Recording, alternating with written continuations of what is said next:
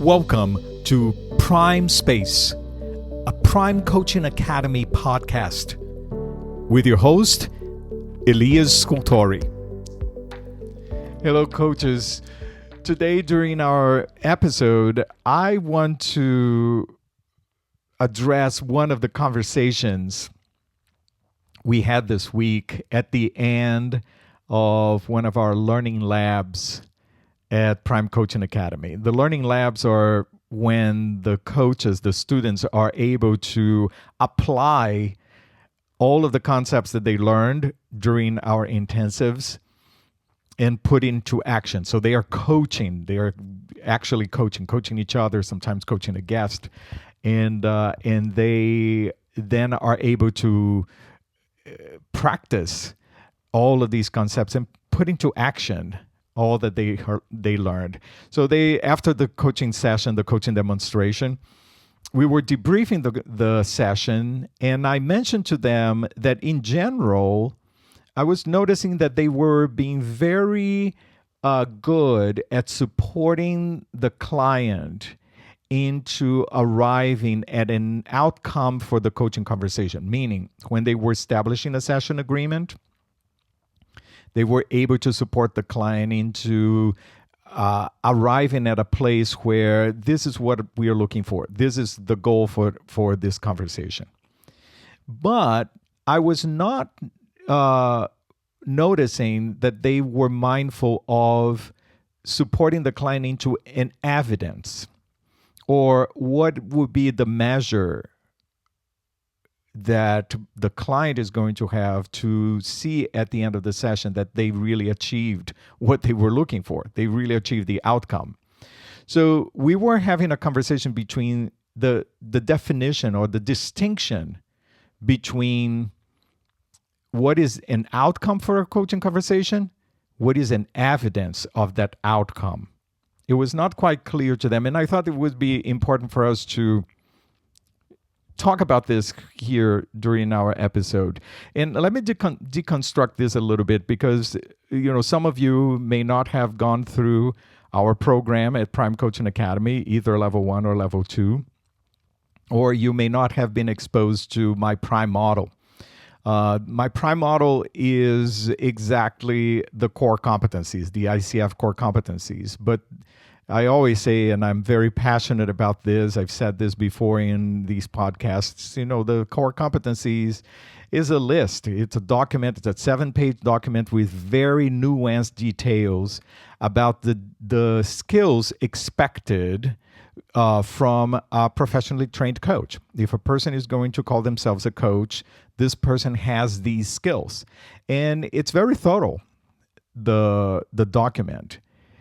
I am very passionate about the idea that I, as a coach educator, my job is to translate all of the details of that document into nuggets and concepts and clear points that my students are going to be able to actually implement and remember and live while they are in an actual coaching conversation. It's impossible for everyone to remember the whole list of 7 pages of details from the core competencies and be mindful of them in a coaching conversation and still be present to the client and still be able to conduct a real conversation with the client, right? It's unreasonable to expect that. So that's why I created my Prime model, and that's why I created the PRIMEplus model for our level 2 program, where in one graphic, in one snapshot, the coach and the student is able to grasp all of the concepts that exist in that 7-page document in one simple image that is easy to remember and easy to carry on without being burdened by these rules and regulations, right? But anyways, I digress here. The point here is that in the Prime model, when it comes to the specific points of establishing a session agreement, I call this focus. What is the focus for this coaching conversation? I have 2 points there that are very important, and these points come from the ICF Core Competencies. It's a standard number 3.6 and standard 3.8, which is, what is it that the client wants to achieve, wants to accomplish in this coaching conversation? And what are the measures that the client is going to set for themselves to measure that they have accomplished what we set up to do during the coaching conversation? 2 different aspects. And you can go to the core competencies and you can read standard 3.6 and standard 3.8. They are very distinct. In my prime model, to make it easier, I call it, what is the outcome of the coaching conversation, the expected outcome, and what is the evidence that we achieve, that we know that we got to this outcome. So I call them outcome and evidence. So to summarize here, to the one of the analogies that I give about the distinction between this is a road trip between Miami to New York City, and I'm driving my car. And some of you have heard this before. I am driving my car from Miami to New York City. And so the goal of the coaching conversation is to arrive in New York City. So how I'm going to know that I arrived in New York City? What I want to accomplish, the outcome of my coaching conversation, is to arrive in New York City. What is the evidence that I arrived in New York City? Oh, I saw the Statue of Liberty. I saw the Empire State Building. Right? It's very distinct. What is the outcome? What is the evidence? And you can translate that analogy to, a road trip between Barcelona and Berlin. My goal is to arrive in Berlin. How am I going to know that I arrived in Berlin? Or I saw the Brandenburg Gate, or something like that, right? Very distinct on this. I talk a lot more about the whole concept of focus and establishing a session agreement in episode 7 of our podcast here, Prime Space, The Crux of the Matter. And I highly encourage you to listen to that episode, that I have a little bit more nuance of the whole concept, the whole arch of establishing a session agreement. But here is the distinction between outcome and evidence. So let's say that the client says, we are able to arrive at a place where the client says, what I would like to have by the end of our session is a little bit more clarity around this topic. Is that enough for us to go and continue the conversation? Well, what does the client mean by clarity? What kind of clarity is the client looking for? How is the client going to know that they arrived at the clarity? What is the clarity that they are expecting? So that is the evidence that we need to support the client into arriving, so that they are able to say, okay, I'm going to see the different facets of the situation, a different perspective. I'm going to gain more awareness about this. I'm going to broaden my vision about this particular situation. That is the kind of clarity that I'm looking for. And I'm going to know this because there will be a sense of resolve inside of me. I'm going to notice that my attitude towards this situation is different. This clarity is going to give me some sort of an energy, a different type of energy that will support me into moving forward more clearly. Oh, so then the outcome is I want more clarity, and the evidence is that there will be a change of attitude towards this particular situation.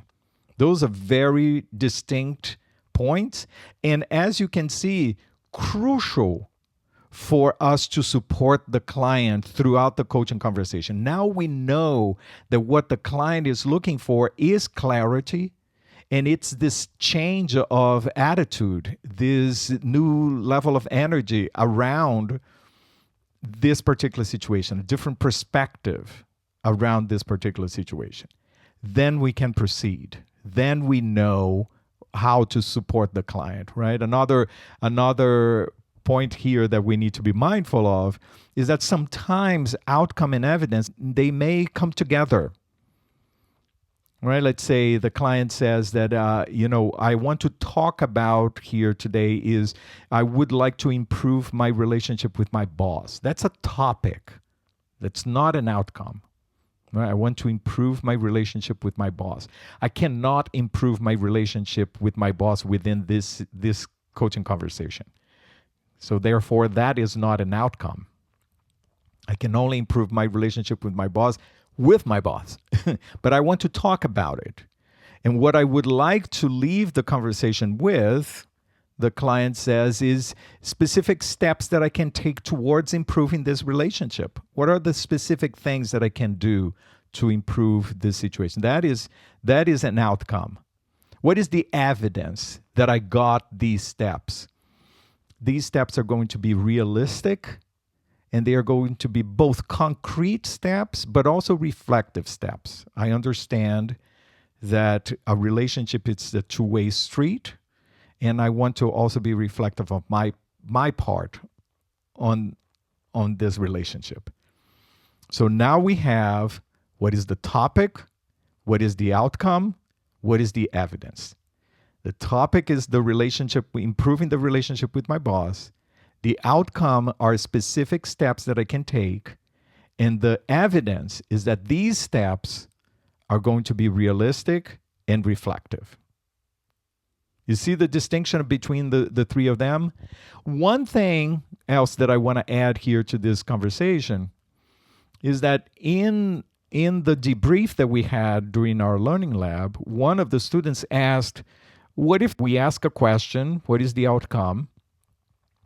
And the client comes and gives you both the outcome and the evidence. Do I still need to ask a question about evidence? Of course not. Right? You don't want to be redundant. But it is very important for us to acknowledge that we heard it. Acknowledge that we noticed that this is a topic, this is an outcome, this is an evidence. So perhaps, in this last example that I gave around the relationship with the boss, you can start a coaching conversation and say, what would you like to talk about here today? And who knows, maybe there is a great client there that would say, well, today I would love to talk about improving my relationship with my boss. And I'm looking for some steps here that I can take to make this relationship smoother and more collaborative. And I'm looking for steps that are very realistic and that are concrete. I can easily implement them, but they are also reflective. I love that client, right? We would love to have clients like that. But it is possible, right, that the client is going to say that. One question, what would you like to talk about here today? And the client gave you topic, outcome, and evidence in one answer. So do we need to go and ask what is the outcome for the coaching conversation? What is the evidence? or similar questions like that? Of course not. The client already said that. But in that case, I would suggest that we emphasize, we acknowledge that with the statement. So I can see that improving the relationship, this is what you want to focus here, and you're searching for specific points that you can carry out with you and realistically implement them after the session. And it's beautiful to see that you not only want things to do, but you also want these points to be reflective points. Awesome. You covered all of the points in this evidence and outcome for the coaching conversation. Okay? So keep playing with that. There is a distinction, and keep supporting the client. I hope that throughout these, even with the examples that I gave you here, that you can see that this level of clarity and being so granular with the session agreement or what I call focus in the PRIME model, is so helpful, because now the client, both client and coach, we know where we're going. And it makes it so much easier for us to support the client and to generate questions and to be present and to bring the coaching conversation towards that particular expectation that the client has. Okay, so play with that. And if you have any questions, don't forget to reach out to me. And I would love to talk with you more about these concepts, okay? And so please, thank you so much for listening. Please subscribe and share these episodes with others. We have our level 1 and level 2 cohort coming up in the next couple of months. So please, if you are willing to move forward with your coaching education, registrations are open, and we would love to have you partner with us and be a part of the Prime Coaching Academy family. Okay, so reach out and we would love to talk to you about this. Otherwise, everyone, have a wonderful week, and I will see you next time.